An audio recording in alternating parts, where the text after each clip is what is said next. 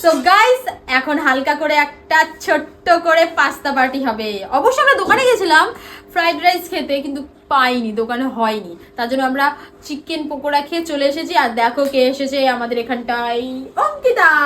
আবার ক্যামেরাটা এরকম করে দিল। সো যে বানাচ্ছে তাকেও দেখাবো, যে ক্যামেরা করছে তাকেও দেখাবো। ফোনটাই বন্ধ করিস না।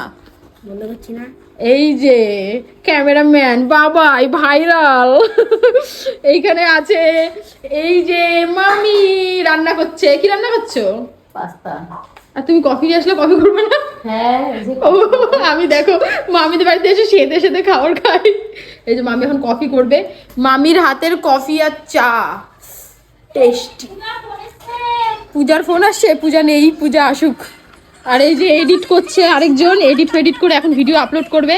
আর আমিও মাত্র ভিডিও আপলোড করলাম, ফেসবুক সুইটু পাইলে চলে যাও আর এক্ষুনি ঝিঙ্কু নাকুর করে দেখে নাও, ঠিক আছে?